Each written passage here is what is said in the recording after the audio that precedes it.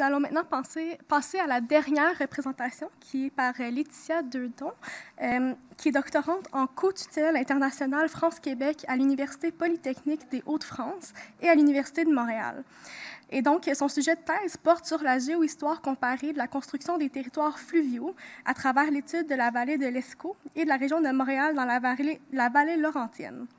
Et donc, sa présentation s'intitule « Repenser l'histoire des espaces fluviaux à travers l'étude des territorialités de l'eau, le cas de Montréal et du canal de la Chine au XVIIe et au XXIe siècle ». Bon, bonjour à tous. Tout d'abord, je remercie les organisateurs de m'avoir permis d'être parmi vous aujourd'hui. Comme nous le voyons à travers ces journées, les récentes recherches réinscrivent au cœur de la réflexion la question des territoires et des territorialités,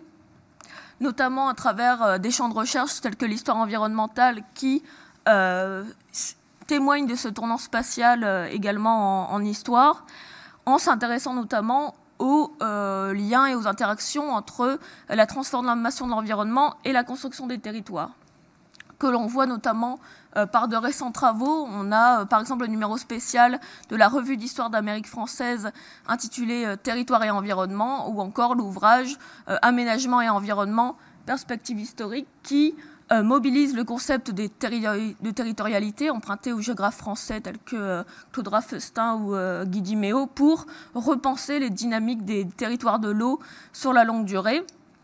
Et certains de ces travaux envisagent même l'espace fluvial comme un territoire à part entière, donc on parle alors de territoire fluvial en tant qu'espace approprié, aménagé, organisé et pensé à l'échelle de l'hydrosystème, tel que représenté sur le schéma ici, c'est-à-dire qu'on ne va plus penser la rivière comme un objet linéaire, comme un continuum ou une frontière telle qu'elle était autrefois, mais au contraire comme un espace d'interaction qui va interagir avec les communautés riveraines, avec des configurations mutuelles entre espace fluvial et espace social. Dans ce territoire hydraulique, on va avoir différents niveaux d'interaction, différentes territorialités fluviales ou territorialités hydrauliques, matérialisées par des types d'aménagement et d'usage qui vont correspondre à des configurations hydrosociales et des rapports à l'eau particuliers. L'une des pionnières de ce concept de territoire fluvial est Virginie Serna, donc, qui, elle, parle dans ses travaux d'une archéologie du territoire fluvial pour repenser les différents aménagements de rivières, donc comment les infrastructures s'organisent dans l'espace et construisent ce territoire fluvial, ou encore les travaux de Grégory Quesnay qui s'intéressent aux dynamiques d'expansion du territoire hydraulique sur le territoire de Versailles en opposant la territorialité des grands aménagements hydrauliques, tels que les travaux de canalisation, aux petits travaux hydrauliques à l'échelle locale gérés par les communautés, où on va avoir une confrontation entre différentes territorialités, différentes appropriations qui sont incompatibles et qui vont déboucher sur des reconfigurations spatiales et sociales. Cela m'amène à vous présenter rapidement mon projet de recherche qui inscrit au cœur de la réflexion cette question des territorialités fluviales et hydrauliques à travers une analyse de la transformation de l'espace fluvial sur la longue durée dans une approche qui croise à la fois l'histoire environnementale et la géohistoire, où l'intérêt de l'approche est de comprendre comment, à travers le concept de territoire et des territorialités, on peut comprendre davantage les différents rapports à l'eau et les différentes appropriations de l'espace fluvial. Notamment, l'intérêt est de reprendre cette réflexion sur le territoire de l'île de Montréal pour, en reprenant ce qui a été les réflexions amorcées par les chercheurs, pour repenser ces territorialités de l'eau, mais surtout réfléchir aux transitions d'un espace fluvial à un autre, notamment entre la période pré-industrielle et industrielle, où on passe au départ d'activités et d'aménagements structurés autour des anciennes rivières de la SI de Montréal, à progressivement une transition vers un nouveau territoire hydraulique autour des canaux de navigation. D'abord, pour ce qui est des territorialités pré-industrielles, on va avoir sur les différents cours d'eau et petits hydrosystèmes de l'île de Montréal différents usages qui vont se structurer autour de ces cours d'eau, donc tels que la navigation, les activités agropastorales, donc les pâturages, terres agricoles, d'autres activités artisanales ou encore de pêche, de chasse ou de défense qui vont petit à petit approprier, investir cet espace fluvial et donner lieu à des petits systèmes hydrauliques structurés à l'échelle locale. Ainsi, les différentes activités structurées autour de la rivière et du lac Saint-Pierre donnent lieu à différentes appropriations de l'eau qui génèrent des aménagements hydrauliques spécifiques. Par exemple, sur les terres concédées dans la Seigneurie de Montréal, notamment autour du lac Saint-Pierre et de la ferme Saint-Gabriel, ces terres sont irriguées par la rivière Saint-Pierre et on va avoir différents petits systèmes hydrauliques qui vont se mettre en place, notamment des systèmes de drainage, des canaux, des fossés, pour maintenir les terres hors d'eau, et également directement liés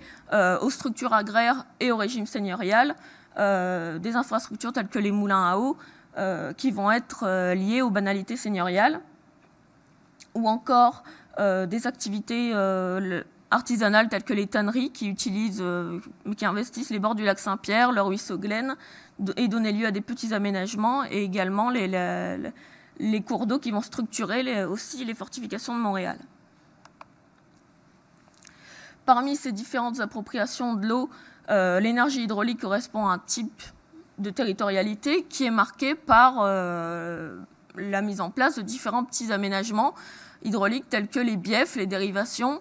les chaussées qui vont alimenter en eau les moulins, avec notamment pour la rivière Saint-Pierre des travaux de correction fluviale et de canalisation avec ce qu'on va appeler le canal Saint-Gabriel, qui va servir à la fois à alimenter les moulins et à améliorer la navigation au profit des seigneurs sulpiciens de l'île. Cette volonté d'améliorer les voies navigables donne lieu aux premiers travaux de canalisation de la rivière Saint-Pierre sous le régime français, et petit à petit, cette volonté d'améliorer les voies d'eau corrélée à différents facteurs au début du XIXe siècle, tels que le développement de la pensée hygiéniste ou physiocrate, les nouvelles dynamiques foncières et d'urbanisation, la gestion du risque inondation, et ces différents facteurs vont restructurer l'espace fluvial notamment en causant une disparition progressive des anciennes rivières et des zones humides et une réorganisation des activités. Là, ici, vous avez un plan des du projet du canal de la Chine en 1817, où on voit en pointillé le tracé du canal qui reprend en partie le tracé du cours de la rivière Saint-Pierre. Et les travaux du canal vont encourager l'assèchement du lac Saint-Pierre, qui est notamment soutenu par les propriétaires riverains qui ont des terres agricoles qu'ils souhaitent développer en asséchant les marais du secteur. Et leur argument, ça va être de favoriser les travaux du canal pour mener à bien leur entreprise. Dans sa réalisation entre 1821 et 1825, donc sous le régime britannique cette fois, le canal de la Chine prend un tracé différent et va recouper la rivière Saint-Pierre et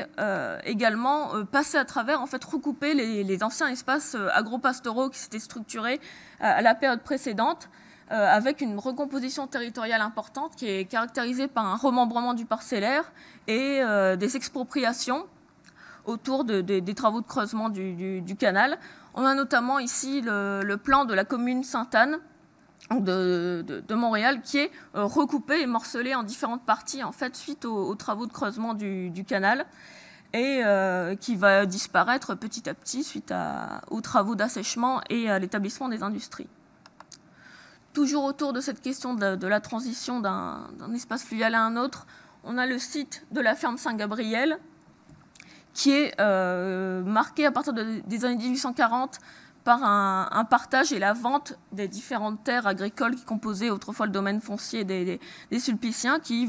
vont être vendues en lot au profit des industriels. Donc à partir de 1840 et surtout à partir de 1854 et 1855, où on voit que cette phase de transition, elle correspond aussi aux temporalités seigneuriales,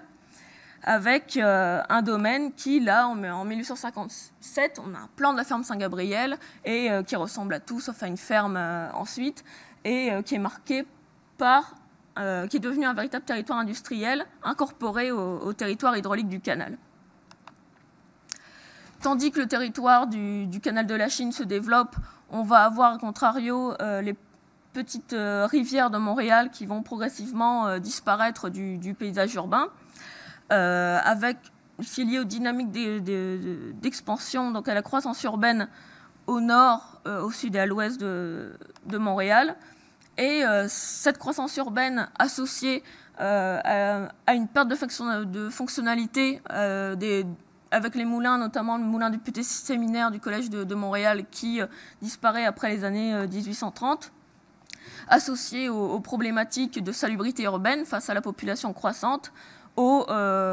déplacement des activités, au risque inondation aussi de la petite rivière Saint-Pierre. Donc il est décidé de recouvrir la section urbaine de ce cours d'eau en aménageant le collecteur William, tandis que, au contraire, on va avoir un recentrage, un déplacement des activités, cette fois dans une déclinaison industrielle, autour du canal de la Chine, qui va devenir un véritable corridor industriel, notamment autour de zones de concentration, comme le site de l'écluse Saint-Gabriel, où on va avoir là aussi différentes appropriations, d'abord pour la navigation, pour les industries également, en utilisant l'énergie hydraulique. Donc on a un nouveau mode d'exploitation de la ressource hydraulique à travers la mise en place de l'eau hydraulique vendue aux enchères, associée à des prises d'eau industrielles qui vont, là aussi, on a des biefs, des dérivations, des canaux d'amener qui vont conduire l'eau aux différentes roues hydrauliques, aux turbines. Donc on a un peu le même principe qu'à la période précédente, et même des aménagements similaires, mais cette fois dans leur déclinaison industrielle, marquée par une différence d'échelle et de taille des infrastructures, et inscrit dans un nouveau système de propriété. Cette concentration d'activités autour du canal va donner lieu à ce que plusieurs auteurs appellent la vallée industrielle du canal de la Chine, donc à travers un nouvel espace fluvial où vont se concentrer les industries citées ici et les activités de navigation. Donc là, on retrouve moulins industriels, tanneries, etc., dans leur forme industrielle désormais. Ce territoire hydraulique du canal, il va être en constante évolution. Il va un peu fonctionner là aussi comme un espace en 3 dimensions qui va s'élargir, s'approfondir, se transformer en fonction des dynamiques du territoire, notamment liées aux dynamiques d'import-export, d'augmentation du tonnage, et également en lien avec les dynamiques des industries présentes sur ces berges. Donc on va avoir 2 phases d'agrandissement. Oula, j'ai appuyé sur le mauvais bouton. On va avoir 2 phases d'agrandissement successifs du canal, entre 1843 et 1949 et entre 1873 et 1885, où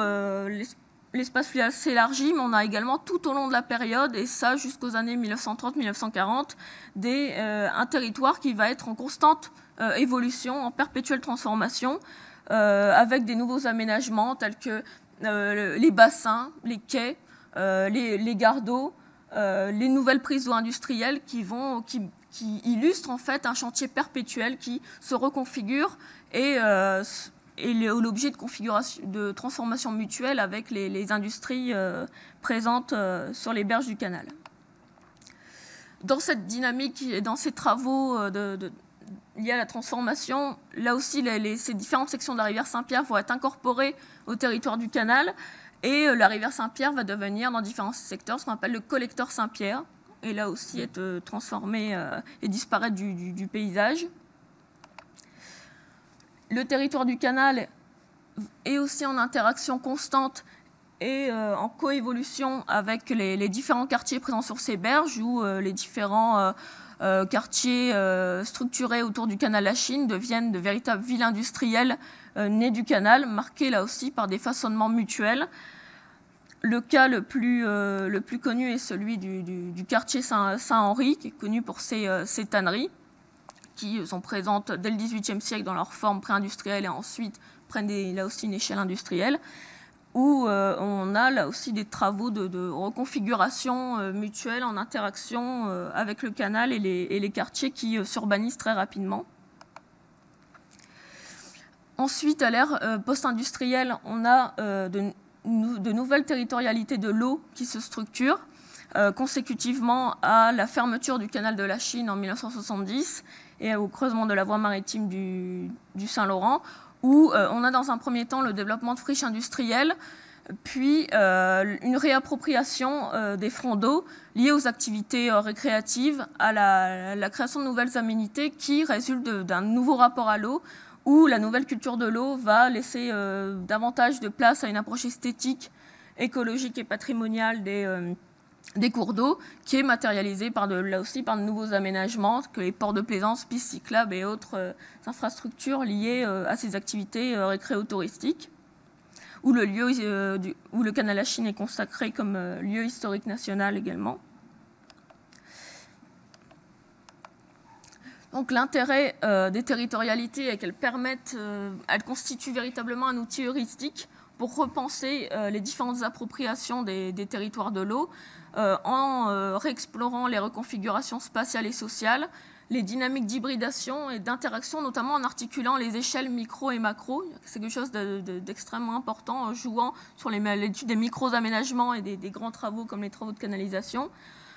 Et la territorialité, elle est intéressante parce qu'elle permet de voir dans quelle mesure les changements de rapport à l'eau correspondent à de nouvelles spatialités, à de nouvelles réalités spatiales et environnementales, d'où le territoire actuel et l'héritage finalement. La longue durée aussi, dans cette étude des territorialités, elle apporte un nouvel éclairage dans l'étude de la transformation d'un hydrosystème naturel qui est au départ peu anthropisé, qui est ensuite aménagé petit à petit et qui va déboucher à la période industrielle sur un système hydraulique complètement artificialisé qui restructure le territoire, donc à la fois le territoire fluvial, territoire urbain, territoire social. Et les territorialités donc, constituent vraiment une approche éclairante pour repenser les grandes évolutions historiques des espaces fluviaux sur la longue durée. Voilà, je vous remercie de votre attention.